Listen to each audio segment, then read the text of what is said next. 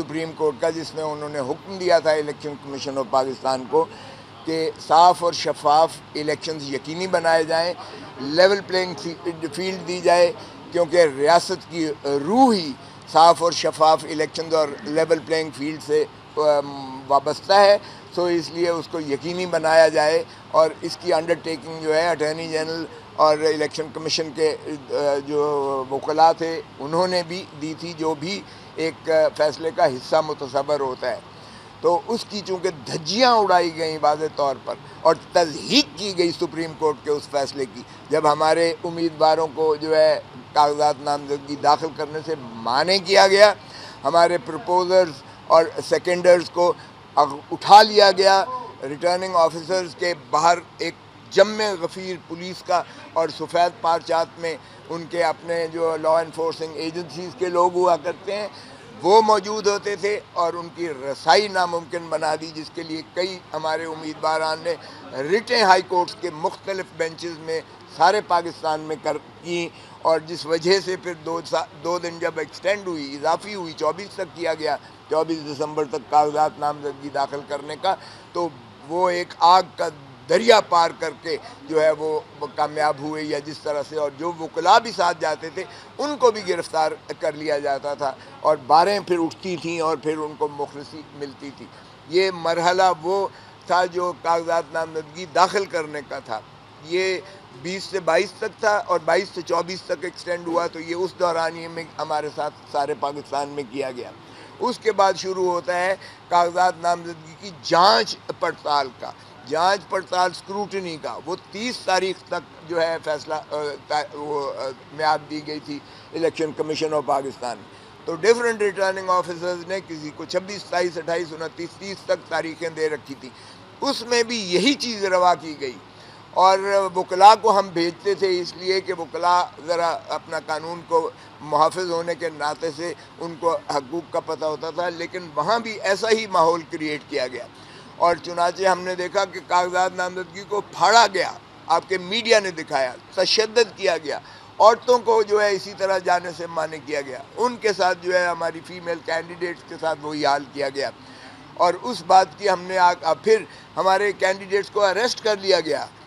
یہ maintenance M P او لگا کر اریسٹ کیے گئے، اور ان کے پاس جو ہے خالی ڈیپٹی کمشنرز کے وہ جو ہے پرفارم موجود تھے، جس میں صرف نام انہوں نے درج کرنا ہوتا تھا، اور 1 مہینے کی نظر بندی اس کی لکھی ہوئی ہوتی تھی ہر اسٹیشن پر، جس کو چاہتے تھے اٹھا کر اور اس کو جیل میں ڈال دیتے تھے اس ایم پی او کے تحت. اور یہ ڈپٹی کمشنر وہ ہے جو ڈسٹرکٹ ریٹرننگ آفیسرز ہیں، ہر ضلع میں district returning officer deputy commissioner ہے، اور انہی کے دستخط شدہ. اور اسی طرح 144 بھی ڈی ایم لگتا ہے، ڈسٹرکٹ ڈپٹی کمشنر لگتا ہے، وہ جہاں چاہتا تھا. آج تک ہمیں انہوں نے جلسے جلوس نہیں نکالنے دیے، اور جو کوشش کرتا ہے اس کے گھر کو اڑا دیتے ہیں، مسمار کر دیتے ہیں، کاروبار اس کے بند کر دیتے ہیں، اور اس کو بھی جو ہے اغوا کر کے اس کو پابا سلاسل کر کے جیلوں میں بند کر دیتے ہیں، جو ہم نے ریٹیں کر کے ان کو مخلصی دلائی. تو یہ چیزیں ہم ساری جب سپریم کورٹ میں لے کر آئے کہ جناب آپ نے کیسا حکم دیا تھا 22 دسمبر 2023 کا کہ آپ ان کو شفاف الیکشنز اور لیول پلینگ فیلڈ دیں، تو یہ کیا مذاق ہمارے ساتھ کیا جا رہا ہے. یہ چیزیں ہم سپریم کورٹ میں لائے تو انہوں نے کہا، نوٹس دیا کہ آئی جی کو بلائیں، اور جو ہے چیف سیکرٹری کو بلائیں، اور ایڈوکیٹ جنرل پنجاب صاحب تشریف لے کے آئیں. وہ آئے تو 700 صفحوں کا انہوں نے ایک ملبہ داخل کیا اور کہا کوئی انسیڈنٹ ہوا ہی نہیں ہے پاکستان میں، کوئی بقوا ہوا ہی نہیں ہے، کوئی بدمزگی پاکستان میں نہیں ہوئی. یعنی اس سے بڑا مذاق کیا ہو سکتا ہے کہ میرے بیٹے کو گرفتار کر کے، میرے دفتر کے باہر سے گرفتار کر کے، چونکہ وہ کینڈیڈیٹ بھی تھا، اس کو گرفتار کر کے جو ایڈوکیٹ سپریم کورٹ ہے پابا سلاسل کیا گیا، اور جو ہائی کورٹ کے باقر نجفی صاحب نے فیصلہ دیا کہ یہ الیکشن کے سلسلے میں اسے گرفتار کیا گیا، یہ بدنیتی پر مبنی ہے، اور اس ایف آئی آر کو قواش کر کے ہتھکڑی جیل عدالت میں کھلوائی گئی. یعنی میرے سامنے بات ہوتی ہے اور وہ کہتے ہیں انسیڈنٹ ہی کوئی نہیں ہوا ہے. اور اسی طرح پچھلی تاریخ پر جسٹس مسرت ہلالی صاحب نے کہا کہ ہم نے تو خود یہ کاغذات نامزدگی پھٹتے ہوئے دیکھے ہیں، عورتوں کو دھکے لگتے دیکھے ہیں. تو باہر کیف چیف صاحب کی عظمتوں کو سلام، وہ فرماتے ہیں کہ میں ٹی وی دیکھتا ہی نہیں ہوں. تو پھر ہم نے جب عرض کیا کہ جناب یہ ایفیڈیوٹ بھی ہیں اور یہ سی ڈیز بھی ہیں، ذرا ان کو بھی دیکھ لیجئے، تو انہوں نے کہا کہ نہیں ابھی یہ تو نہیں ہے۔ پھر ہمارے ساتھ کیا ہوتا ہے، ہمیں بلے کا نشان کا پھر تماشا ہوتا ہے۔ بلے کا نشان جو ہے پشاور ہائی کورٹ، یہ ہمیں جو الیکشن کمیشن ہے وہ اتنی بددیانت ہے، اتنی بد نیت اور بددیانت ہے کہ نہ صرف ہم سے جو ہے وہ جیل میں جا کر عمران خان کو توہین عدالت کی نوٹس جیل میں جاتے ہیں، سارے جیل میں جا کے، آج تک تاریخ میں ایسا نہیں ہوا کہ کمیشن سارا جیل میں چل کر جائے اور وہ کنٹیمپٹ نوٹس دے۔ پھر نہ صرف وہ کمیشن کے کمپلینٹ پر عمران خان کو سزا ہوتی ہے، پھر نہ صرف یہ، اس پر جو ہے وہ ترہ امتیاز یہ ہے کہ ہمارے نشان کو جو ہے چھین جاتا ہے، اور این اس موقع پر جب الیکشن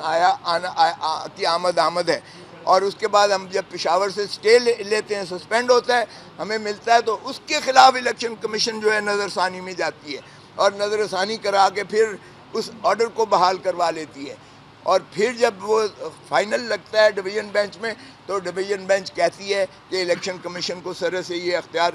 ہے ہی نہیں کہ وہ مانیٹرنگ کرے کسی پارٹی کے انٹرنل الیکشنز کی۔ اور یہی روح تھی جو بے نظیر بھٹو کے کیس میں 1988 سپریم کورٹ پہلے طے کر چکا ہے۔ اس لیے ہم نے سرٹیفکیٹ دینا تھا، ہم نے الیکشن کمیشن کے آرڈر کے تابع کرایا۔ 20 دن کا انہوں نے وقفہ دیا کہ آپ الیکشنز کروائیں۔ 20 دن کے اندر آپ اندازہ کریں ہم نے جو کارروائی تھی بالکل اپنے آئین کے مطابق کی، اور یہاں جھوٹ بولا گیا ان 13 لوگوں نے۔ اب 13 لوگ ہمارے 2 کروڑ 2.5 کروڑ جو ممبرز ہیں اور ان کی نمائندگی کر رہے ہیں، وہ ممبر ہی نہیں ہے پی ٹی آئی کے، سرے سے ممبر ہی نہیں ہے، وہ جھوٹ بولا انہوں نے۔ اور یہ بدقسمتی سے فیصلے میں بھی یہ سرایت کر گئی، اور یہ درست نہیں ہے جو فیصلے میں لکھا گیا کہ سینئر ممبرز جو ہے پی ٹی آئی کے وہ نالاں تھے کہ ہمیں لڑنے نہیں دیا گیا الیکشن۔